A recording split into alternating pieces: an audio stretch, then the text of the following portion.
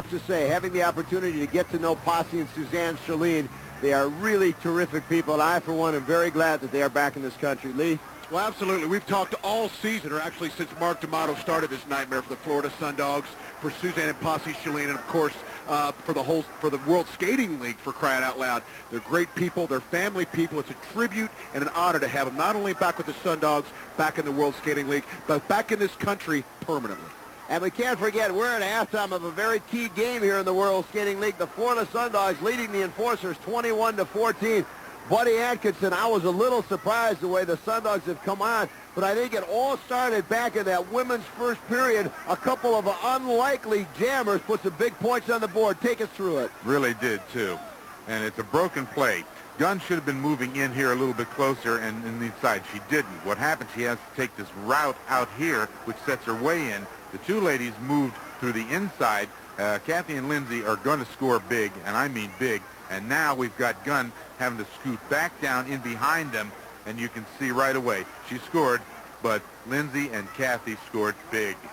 You know, Buddy, we have talked about it so many times, the philosophy of the Florida Sundogs, teamwork, team unity. We would obviously have expected it to be Denise Loden and certainly the return of Suzanne Chalene, but here's a prime example. It's Kathy Evangelo and Lindsay Francis that really lit the fire under the Dogs. This team has a lot of excellent players that step up when necessary. And I'll tell you something, I'm amazed at how versatile all of them are.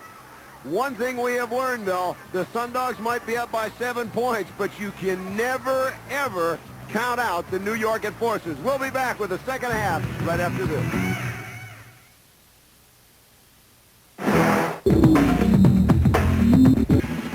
New York Enforcers are down by 7, Ken, and remember, the New York Enforcers do not play catch-up well. On the whistle, on the whistle. Right now, the Florida Sundogs have to feel that everything's going their way. A 7-point lead. Their two teammates back permanently. Gina Lombardo on along with Shelley Rossell, Kathy Evangelo, and Linda Leisure are your jammers as we start from the starting line. The racehorse starts. Shelley Rossell with the elbow to Gina Lombardo. No effect whatsoever. Lombardo again with that low center of gravity. What a move. Kathy Evangelo takes down Linda Leisure, who in turn takes down her own teammate Shelley Rossell. And the Pledge of Allegiance from earlier gave me goosebumps. I think the Sundog women feel the same way, Ken. And right now, here they come. Lombardo goes around Abraham. Evangelo goes right around Abraham. She never touched him. Now remember, even though Abraham went back by him, once the points are on the board, they stay on the board. So Evangelo now cuts off the jam. Very heads-up play by Kathy Evangelo as she saw Leisure and Rossell closing. But the Florida Sundogs had 3 more points to the scoreboard, and it is 24-14, a double-digit lead for them Dogs. And it should be no surprise to anyone that these Florida Sundogs are taking that emotional high and building on that lead, Ken. And now Kathy Evangelo keeps the jammer helmet, and it goes to Lindsay Francis. She takes a big whip from Andrea Franklin. Being pursued immediately by Shelley Rossell. The Enforcers better be careful. The emotional high the Sundogs are on. They can't let this one get too far out of hand. Rossell with a knee, a good job by Lindsay Francis in keeping her skates underneath her and her balance. They continue to flail away. Rossell elbow after elbow. Francis staying right on her skate. And now Francis returns the favor. But a smart move, Shelley Rossell, whether it was inadvertent or not, as she went down, got her skate out, tangled up Francis, so they both get up at the same time. 20 seconds coming around on the jam clock, and they're still a good half a lap behind the pack. And this is what the Sundogs need. And this is an enforcer kind of game, Ken. We talk so much about Mark D'Amato and the frustration with the immigration department. We have not talked much about the Sisters of Suffering. Shelley Rossell and these girls are going to have something to say before the game's over today. And right now, as we go down, Denise Loden with a final elbow into Shelley Rossell. The jam expires, no points on the board, and the Dogs retain that 10-digit lead. Right now, a slow skating game with a 10-point lead favors the Sundogs, certainly not the Enforcers. Well, and these Enforcers have a real tough time playing catch-up, and you see the frustration on behalf of Karen Magnus, and as you do, Shelley Rossell. It doesn't look good for the Enforcers. And we're underway once again, and now Heather Gunnan puts on the jammering helmet for the New York Enforcers. They need whatever speed she can give with him, even though she got that bad hamstring, and Gina Lombardo breaks free. Janet Abraham gives a big whip to Heather Gunning to try and get her some speed, and Gunning seems to be closing in on Lombardo. And Heather Gunning will catch up fast. Remember, Debbie Rice is hurt. She's usually the one that has the same speed as Heather Gunning. Gina does not have it like Debbie Rice does.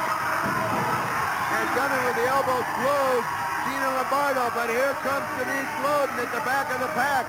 She may have something to say to Heather Gunning, and she does it with an elbow to the midsection and the forearm across the shoulders, and just drops Heather Gunning like a bad habit. And to add insult to injury, sends Magnuson over the railing. No points. 6 skaters on the track. One too many. Sean Corbin calls off the points.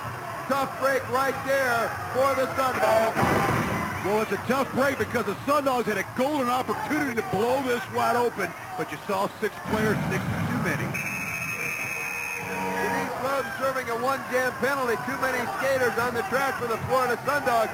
Hawk has been so long since Florida had any reserve, they probably have stopped counting skaters. Well, that's what I was going to say. They're not used to having anybody extra. In fact, they're usually looking for somebody of the women to play for the men, for crying out loud. And now skating around jamming, this is Andrea Franklin for the Sundogs and Linda Leisure for the New York Enforcers. Leisure, the smaller but more physical and dirty of the two players. Franklin with a knee tried to slow Leisure, and Leisure did a good job of keeping her balance. Now an elbow from Leisure, a forearm from Franklin. Very physical jam as these two are going at it tooth and nail. Now Franklin with a slim lead. Leisure closes on the inside to regain it. Franklin tries to take the inside, and Leisure cuts her off. Janet Abraham. Oh, take a look. What a heads-up play by Andrea Franklin. Sends Linda Leisure into her own teammate. Franklin passes up. Abraham puts 1 point on the board. Abraham time.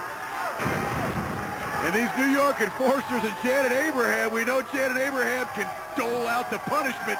I didn't think she planned on doling it out to her own teammate, though, Ken. And these New York Enforcers have seen a long day. 25-14 Sundogs as we approach 1 minute. I'll tell you, Mark, there's no question Suzanne and Paulsie Shalane very patriotic, but if they try to throw a silver dollar over the track, I'm going to be wondering what exactly is going on. Nice reference to George Washington. Now Lindsey Francis and arrested Denise Loden. She served the penalty for too many skaters on the track, and it's Heather Gunning and Karen Magnuson. Well, Karen, the next break I'm going to put my red, white, and blue thong underwear on for you, buddy. Oh, that's a sight I don't even want to conjure up in my worst nightmare. Lindsey Francis and Denise Loden and Magnuson going at it. Heather Gunning laying back. I think